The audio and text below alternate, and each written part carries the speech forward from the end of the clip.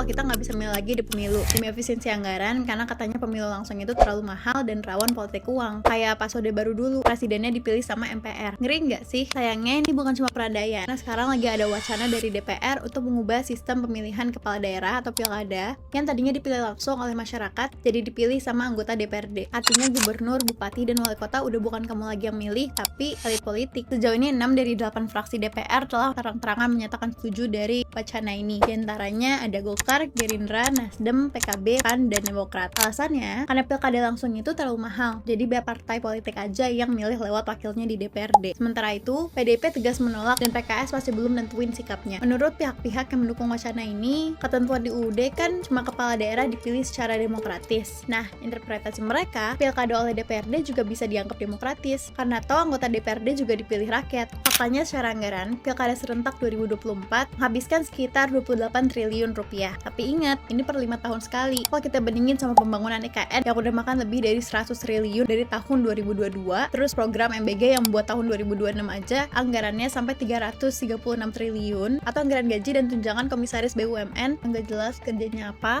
itu juga puluhan triliun per tahun. Kok giliran buat penuhin hak pilih rakyat, tiba-tiba perhitungan banget ya. Selain hak konstitusional kita sebagai warga negara, pilkada langsung juga sejalan dengan amanat otonomi daerah pasca reformasi 1998. Kalau dihilangin, bupati, wali kota, dan gubernur bisa jadi ngerasa nggak perlu lagi akuntabel langsung ke rakyat. Belum lagi, kita juga tahu, anggota DPRD itu seringkali nggak bisa milih dengan bebas sebab ada tarik ulur kekuasaan di internal partai. Kita juga harus kritis, karena DPRD kan tugasnya mengawasi jalannya pemerintahan di daerah. Kalau kepala daerahnya adalah hasil pemilihan mereka, apa nggak jadi rentan konflik kepentingan? Terus kalau pilkada oleh DPRD, politik uang pun nggak otomatis jadi hilang. Malah beresiko memindahkan praktik beli suara dari tangan rakyat ke tangan DPRD dan elit partai. Nantinya, alih-alih jadi keputusan kita, semua pemimpin daerah bakalan jadi keputusan elit di Jakarta. Kepala daerah kita khawatirnya bakalan jadi lebih loyal ke elit partai daripada ke rakyatnya sendiri. Kalau emang masalahnya biaya mahal dan politik uang, kayaknya nggak nyambung deh tiba-tiba solusinya jadi mencabut hak pilih kita sebagai rakyat. Partai politik kan tulang punggungnya demokrasi. Harusnya mereka lebih bertanggung jawab untuk memperbaiki cara berkampanye dan menekan biaya-biaya yang nggak perlu. Menurut kalian gimana?